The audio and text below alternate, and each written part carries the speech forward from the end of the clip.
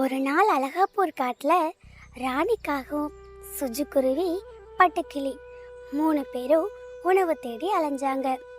அவங்க ரொம்ப தூரம் அலைஞ்சும் உணவு கிடைக்காததால சோர்வடைஞ்சு போனவங்க ஒரு மரத்தினுடைய கிளையில ஓய்வெடுக்க உட்கார்ந்தாங்க. அட, இவ்வளோ தூரம் அலைஞ்சும் நமக்கு எங்கேயுமே உணவு கிடைக்கல. இன்னும் எவ்வளோ தூரம் அலையிறது? எனக்கு ரொம்ப டயர்டாக இருக்கு. ஆமா, எனக்கும் தான். ஆனா நமக்கு இப்போ கண்டிப்பா உணவு தேவை.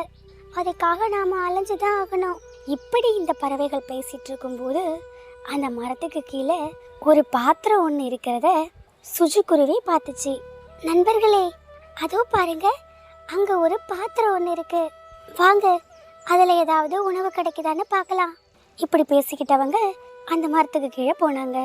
ஆனா அந்த பாத்திரத்துல எதுவுமே இல்லை. அது ஒரு காலி பாத்திரமா இருந்தது. அடச்ச, இதுல எதுவுமே இல்லையே, இது வெறும் காலி பாத்திரம். நான் கூட இதுல ஏதாவது உணவு பொருள்கள் இருக்கும்னு நினைச்சேன். இப்படி பட்டுக்கிளி சொன்ன உடனே அந்த பாத்திரம் நிறைய உணவு பொருள்கள் வந்துச்சு. ஆனா அது அந்த பறவைகள் யாரும் கவனிக்கல. அப்புறம் ராணிக்காக சொன்னது, ஆமா, நான் கூட இதுல ஏதாவது தங்கம் வெள்ளின்னு புதையல் இருக்குன்னு நினைச்சேன். கடைசியில இது வெறும் பாத்திரம் ச்சே அப்படின்னு ராணிக்காக சொன்ன அடுத்த நொடியே அந்த பாத்திரத்துல மறுபடியும் தங்கமும் வெள்ளியும் வந்தது. அட, என்ன இது ஆச்சரியம்! இந்த இடத்துக்கு திடீர்னு எப்படி உணவுப் பொருள்கள் வந்துச்சு? அதுவும் இவ்வளவு உணவுப் பொருள்கள். நண்பர்களே, அதோ கவனிச்சிங்களா? அந்த பாத்திரத்துல நிறைய புதையல் இருக்கு. அட ஆமா, எப்படி இந்த புதையல் இதுக்கு வந்துச்சு? நண்பர்களே, பொறுமையா இருங்க. பட்டுக்கிளி கேட்ட அதே உணவுப் பொருட்கள், ராணிக்காகம் கேட்ட அதே புதையல், இது ரெண்டுமே இந்த பாத்திரம் தான் கொடுத்துருக்கு.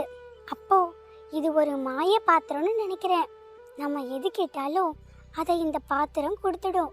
அட கடவுளே, இது கனவா நிஜமா? ஏன் கண்ணை என்னாலே நம்ப முடியலையே.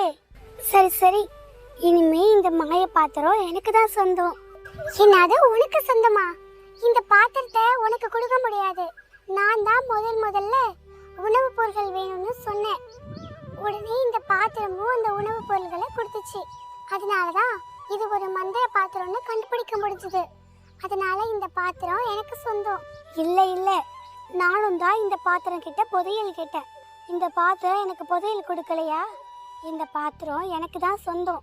நண்பர்களே, இதுக்காக இப்படி சண்டை போடுறீங்க? இந்த பாத்திரத்தை முதல்ல பார்த்தவன் நான். ஆனா அதுக்காக இந்த பாத்திரம் எனக்கு சொந்தமாயிடாது. இந்த பாத்திரத்தோட உரிமையாளர் யாருன்னு நாம தெரிஞ்சுக்கணும். அவங்க கிட்டதான் நாம இந்த பாத்திரத்தை ஒப்படைக்கணும். இந்த பாத்திரத்துக்கு சொந்தக்காரவங்க ஒருவேளை இந்த பாத்திரத்தை தொலைச்சிருக்கலாம், இல்ல அவங்க எங்கேயாவது பக்கத்துல இருக்கலாம். நிச்சயம் அவங்க இந்த பாத்திரத்தை தேடி இங்க வருவாங்க. நாம அதை அவங்க கிட்ட கொடுக்கலாம். இப்படி இவங்க 3 பேரும் பேசிட்டு இருக்கும் போதே அந்த இடத்துல தேவதை தோன்றினாங்க. பறவைகளே, நீங்க யாரும் இந்த பாத்திரத்துக்காக சண்டை போட வேண்டாம். இந்த பாத்திரம் என்னுடையது. ஆனா நான் இந்த பாத்திரத்தை உங்கள யாருக்காவது பரிசா கொடுக்க விரும்புறேன். உங்க 3 பேர்ல ஒருத்தங்களை தேர்வு செஞ்சு இந்த பாத்திரத்தை அவங்க கிட்ட கொடுப்பேன். நீங்க யாரும் இந்த பாத்திரத்துக்காக சண்டை போட வேணாம். நான் வைக்கிற போட்டியில யாரு ஜெயிக்கிறீங்களோ அவங்க தான் இந்த பாத்திரத்துக்கு தகுதியானவங்க. இது ரொம்ப சரியான ஐடியா. சீக்கிரம் சொல்லுங்க. ஆமா, நானும் இந்த போட்டிக்கு தயார். சொல்லுங்க. எனக்கு இப்போ ரொம்ப பசியா இருக்கு. உங்க 3 பேர்ல யார் எனக்கு சுவையான சாப்பாடை சமைச்சு கொடுக்குறீங்களோ அவங்களுக்கு தான் இந்த மாய பாத்திரம் பரிசாலிக்கப்படும் அப்படின்னு சொன்னாங்க அந்த தேவதை. அந்த தேவதை இப்படி சொன்ன கொஞ்ச நேரத்திலேயே 3 பறவைகளும் சமைக்கிறதுக்கு தயாரானாங்க. பிறகு 3 பறவைகளுமே அந்த தேவதைக்காக சுவையான பிரியாணியை தயார் செஞ்சிருந்தாங்க. சுஜுக்குருவி ஜெயிக்கவே கூடாதுன்னு நினைச்ச ராணிக்காகவும் யாரும் பார்க்காத நேரத்துல சுஜுக்குருவினுடைய பிரியாணியில நிறைய உப்புகளை கலந்தது. அப்புறம் தேவதையும் அவங்களோட பிரியாணிகளை சாப்பிட ஆரம்பிச்சாங்க. ராணிக்காகத்தினுடைய பிரியாணி ரொம்ப சுவையா இருந்தது. அடுத்து பட்டுக்கிளியினுடைய பிரியாணி, அதுவும் ரொம்ப ருசியா இருந்தது. கடைசியா அந்த தேவதை சுஜியினுடைய பிரியாணியை சாப்பிட்டாங்க. ஆனா அது ரொம்ப உப்பா இருந்தது.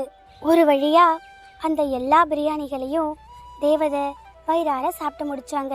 பறவைகளா, உங்க 3 பேரோட பிரியாணியுமே ரொம்ப சுவையா இருந்தது. நான் வயிறார இந்த பிரியாணிகளை சாப்பிட்டேன். என்னுடைய பசி இப்போ தீர்ந்துடுச்சு. அதே மாதிரி நான் சொன்ன மாதிரியே இந்த மாய பாத்திரம் யாருக்கு சொந்தம்னு சொல்ல போறேன். இந்த மாய பாத்திரத்துக்கு சொந்தக்காரி சுஜி. சுஜி, இதோ இந்த மாய பாத்திரத்தை நீ வச்சுக்கோ. என்னது சுஜிக்கா? இல்லை, நீங்க எங்களை ஏமாத்துறீங்க. சுஜியினுடைய பிரியாணி நல்லாவே இல்லை. ஆனாலும் நீங்க எதுக்காக இந்த மாய பாத்திரத்தை சுஜிக்கு கொடுக்குறீங்க? ஒன்று இந்த மாய பாத்திரம் எனக்கு கொடுக்கணும், இல்லை பட்டுக்கிளிக்கு கொடுக்கணும். ஆனால் நீங்கள் எதுக்காக சுஜிக்கு கொடுக்குறீங்க? சுஜியினுடைய பிரியாணியில் அதிக உப்பு இருந்தது எனக்கு தெரியாதுன்னு நினைக்கிறீங்களா? பேராசை பிடிச்ச காகமே, எனக்கு தெரியும், எல்லாம் எனக்கு தெரியும். நான் இந்த இடத்துல தோன்றதுக்கு முன்னாடியே நீங்கள் 3 பேரும் பேசிக்கிட்டது எனக்கு தெரியும். நீயும் பட்டுக்கிளியும் இந்த பாத்திரத்தை பார்த்ததும் பேராசைப்பட்டு தனக்கு சொந்தமாக்கிக்க நினைச்சிங்க. ஆனால் சுஜியோ இந்த பாத்திரத்தினுடைய உரிமையாளர்கிட்ட இந்த பாத்திரத்தை ஒப்படைக்கணும்னு நினச்சா. அது மட்டும் இல்லை, சுஜி தோக்கணும்னு சுஜியினுடைய பிரியாணியில் அதிக உப்பை கலந்தது நீதான்னு எனக்கு தெரியும். சுயநலம் இல்லாமல் பொதுநலமாக இருக்கிறவங்க கிட்ட இந்த பாத்திரம் இருந்தால் தான் நல்லது. அப்போதான் இதனால நிறைய பேர் பயனடைவாங்க. சுயநலமாக இருக்கிற உங்ககிட்ட இந்த பாத்திரம் இருந்தால் நிச்சயமாக அதனால உங்களுக்கு மட்டும்தான் பயன் கிடைக்கும். அதனால தான் இந்த மாய பாத்திரத்துக்கு சொந்தக்காரியா நான் சுஜுக்குருவியை தேர்ந்தெடுத்திருக்கேன்.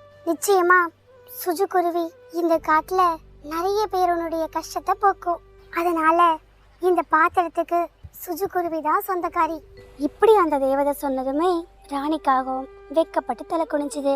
அப்புறம் சுஜுக்குருவி அந்த தேவதை சொன்ன மாதிரியே அந்த மாய பாத்திரத்தை வச்சு அந்த காட்டுல இருந்த எல்லாருக்கும் உதவி செஞ்சது. எல்லாருமே அந்த மாய பாத்திரத்தால பலனடைஞ்சாங்க. ராணிக்காகவும் பட்டுக்கிளியும் சுயநலமா இருக்கக்கூடாதுங்கிறத புரிஞ்சுக்கிட்டாங்க. அப்புறம் அவங்களும் அந்த மாய பாத்திரத்தால பயனடைஞ்சாங்க. இப்படி அந்த காட்டுல வாழ்ந்த எல்லா பறவைகளும் சந்தோஷமா வாழ்ந்தாங்க. நண்பர்களே, இந்த கதையிலிருந்து நாம தெரிஞ்சுக்க வேண்டியது என்னன்னா, நாம சுயநலமா யோசிக்கும் போது அது நமக்கு கெடுதலை தரும். அதுவே நாம பொதுநலமா இருந்தோம்னா அந்த பொதுநலம் நிச்சயமா நன்மையை தரும். நண்பர்களே, இந்த கதையில் இடம்பெறும் பறவைகளின் பெயர்களாக உங்கள் குழந்தைகளின் பெயர்கள் சித்தரிக்கப்பட நீங்க விரும்பினால் உங்கள் குழந்தைகளின் செல்ல பெயர்களை கமெண்ட் பாக்ஸில் கமெண்ட் செய்யுங்கள். அடுத்தடுத்து வரக்கூடிய கதைகள்ல குருவிகளின் பெயர்களாக உங்கள் குழந்தைகளின் பெயர்கள் சித்தரிக்கப்படும் என்பதை மகிழ்ச்சியுடன் தெரிவித்துக் கொள்கிறோம். இந்த கதை உங்களுக்கு பிடிச்சிருந்ததுன்னா நம்மளுடைய சேனலை லைக் பண்ணுங்க, சப்ஸ்கிரைப் பண்ணுங்க, ஷேர் பண்ணுங்க. தேங்க்ஸ் ஃபார் வாட்சிங்.